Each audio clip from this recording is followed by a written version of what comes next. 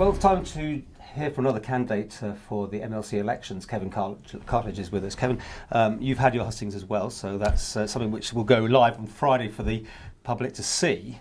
And I'd ask this now as a first question, like, how do you find that? Because that is the first sort of idea of being up against people and being interrogated en masse like that. How do you find it? Certainly very much so the first time I've done anything like that. I found it sort of really quite good towards the end of it, once it had finished, and the 3 hours went very, very quickly. But there's a sort of a feeling, I had a feeling of numbness sort of as it went on. As a mix between fear and trepidation and relief when you'd been able to answer a question. We were given 3 minutes to start to address the MHKs and the MLCs. And then we had 2 minutes to answer questions, and there were 8 of us this time, and 7 on Friday, this coming Friday. And the speaker who chaired and hosted the session was very good. He made everybody sort of take it in turn. So person sitting in number 2 chair answered the next question first, and so on. Yeah. But when you become number 5, 6, 7, 8, and you agree with most of what's already been said, it's difficult to actually come up with something different or other than saying I agree with. Well, people have a chance to see all that soon. Banking is your background, so you're used to, I presume, public speaking and dealing with questions and answers and that sort of thing. That must be a strong point for you. It is, but I've only ever usually had to deal with questions relating to topics that I'm familiar with. And as you say, I worked in the bank and retired in April after 42 years, almost 42 years. So whilst you do have a certain amount of that, sort of trying to cover or think about all the questions that you may be asked by MHKs was an extremely difficult one. But clearly, it's something that I have done in the past. Okay, the old question I'll be asking everyone is, why are you doing this route? Why an MLC? What floated your boat to put your name forward or be canvassed, whichever way it was? Indeed.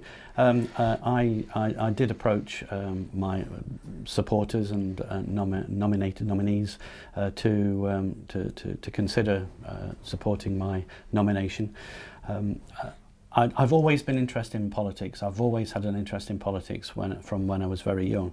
I'd hoped to study history and politics at university, but wasn't quite as academically. I was academically challenged, probably more than anything, to achieve that. I grew up in a small mining town in Nottinghamshire. It was the heartland of Labour and the National Union of Mine Workers, and I always felt that there were alternative views which you never really heard. So that's always struck a chord with me. I moved to the island in 1981, and although I have worked outside the island at other times, it's something like a lot of people that come over. I fell in love with the place. It got into my bones.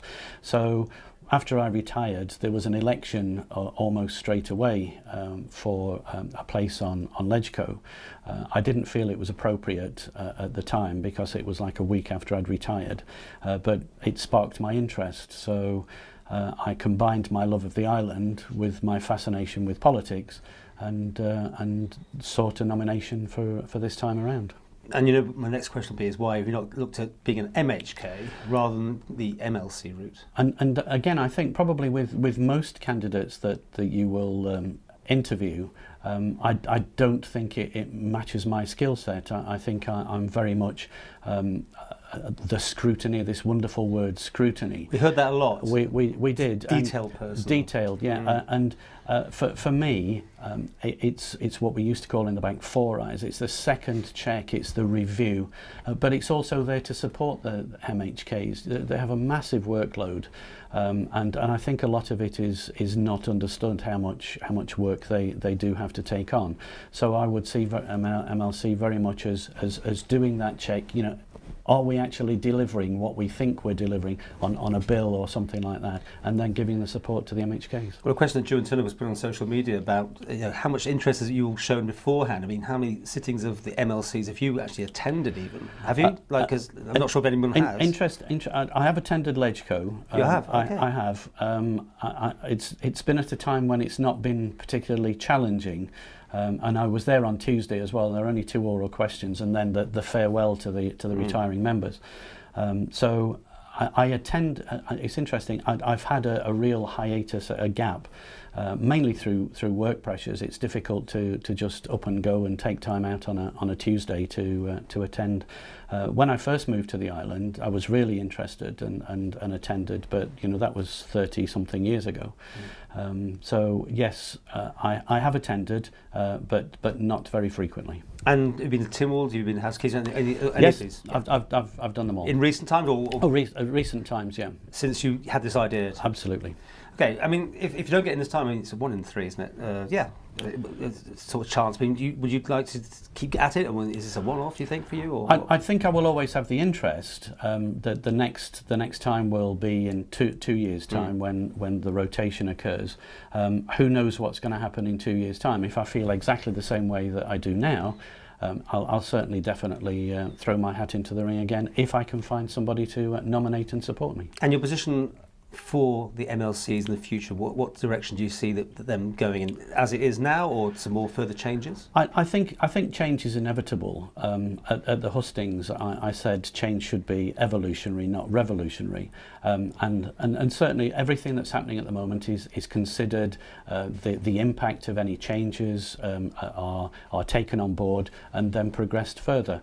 I believe that the Lisvane report is pretty much well received by the majority of honourable members, and clearly that sets off different directions. There's talk about MLC shouldn't be members of departments, things like that. And your view? My view, if that is the will of members. That's political answer. What's your no, that's fine. No, if that's the will going forward, if that's the will, that's fine. I believe there's a lot of work that needs to be done, and I would hope that my skills, my knowledge, my ability could be put to use. And if I was asked either by a minister or a member to work within a department, I'd be more than happy. I'd be honoured to do so. Anything particular you'd like? Financial, presumably, would it be? No, to be honest, I'd actually like something different after 42 years, but there would be an inevitability. Your skill set would be there, surely. One would hope so. One would hope so. Yeah.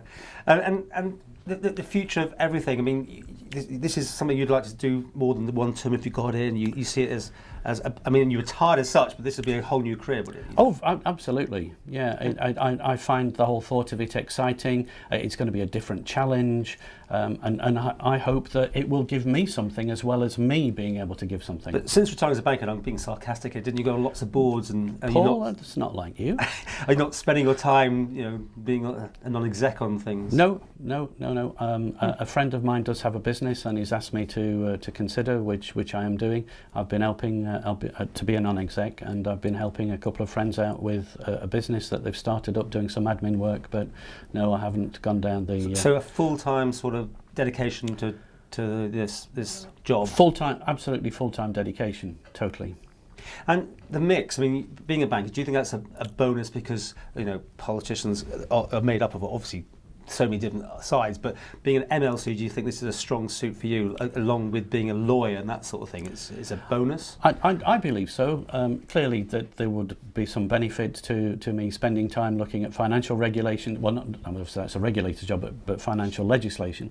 But certainly a lawyer, and the role very much would be sort of pouring through the draft bills, making sure that we're okay. Clearly stating your point of view, putting over any thoughts, any ideas that you have. But I would see that very much being discussed within the department that's bringing the bill, as opposed to sort of outright challenging through. Is there something you'd champion? Is there something you'd like to put forward yourself as a bill in some form or act? I mean, I'm of view that the members of the House of Keys are elected to do that. So if I had a particular interest or felt that there was a gap that we needed to address through legislation, I would approach the department and I would go through the department to do it that way, as opposed to try to introduce something in through Legco itself. How's the Charm Offensive going? Because you've got to work around all the MHKs, right?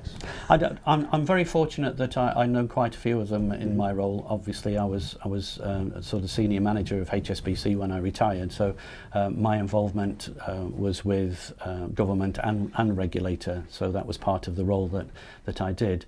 But yes, some other members who I don't know have very kindly consented to meet with me, and I've been discussing with them their thoughts, their views, and trying to share mine.